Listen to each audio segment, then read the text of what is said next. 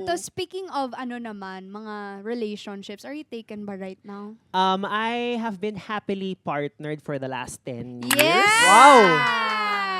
Yes. Wow. So, 10 kung meron sa years. inyong single, mainggit kayo. Yun. Tama. Oo. Pero may nagsasabi din na mahirap daw pakiligin yung mga 30 years old na daw. Do you still get kilig ba? Or Yes, I think, so eto na nga mga bata ang advice. No, because pag bago pa lang kayo, 'di ba, parang yung chemistry, parang you don't need to work on it. It comes so naturally. Parang ang bilis mag-pass ng time and then parang you can't get enough of each other. Text kayo buong araw and you want to keep updating. Eventually, you will reach a point na kailangan nyo nang i-manufacture yung kilig para lang mas kiligin pa kayo lalo. So it will require hard work. Yun yung sinasabi na parang relationship takes a lot of work. That's one. But also, I actually kind of feel then for your generation because I think with the many dating apps, sobrang daming options na baka na-overwhelm kayo sometimes. Parang grabe yung hinga mo. Speak on that. Grabe yung hinga mo. Yes. Oh, bakit? No, I just think na, yun nga, ang mas madaming, ano ba to, parang Avenue. She temptations.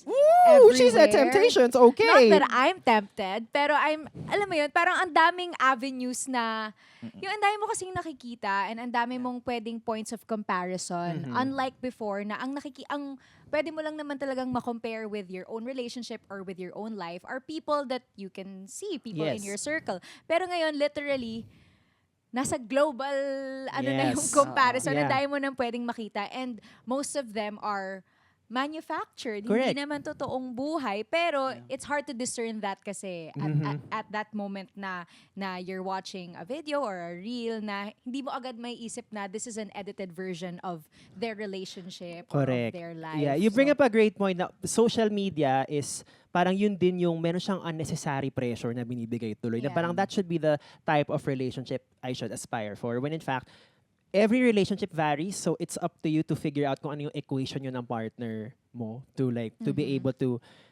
keep interested and to be happy. So, ang mga boys actually, I wanna know, kamusta ang dating life ngayon?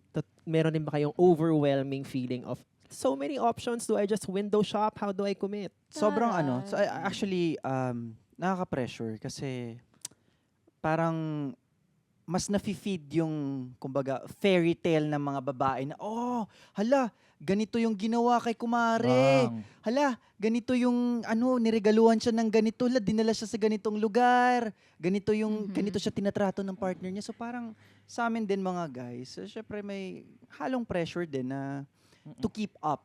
Kumbaga, yeah. to keep up na siguro, ito yung gagawin ko para di naman siya ma-disappoint sa akin, para masasabi niya naman sa akin na good partner ako, best partner ako, tama yung pinili niya, ganon. Bilis ng movement from good to best, no? Very Yes. good. Okay, sige. Walang better. Walang better, best agad. Okay. Ganon. O, syempre, parang, ika nga, sabi nga ni Thea, global, kaagad yung yung comparison, Yes. 'di ba? So, parang pinapanood ng mga tao din, hindi lamang sa mga babae, kundi mga lalaki, yung mga best na mga videos and mga comparison na nasa internet, 'di ba? May nabasa nga ako, sabi nila na parang pag when you look at social media and other relationships, kinukumpara mo yung totoo mong buhay sa highlights ng relationship nila. Yes.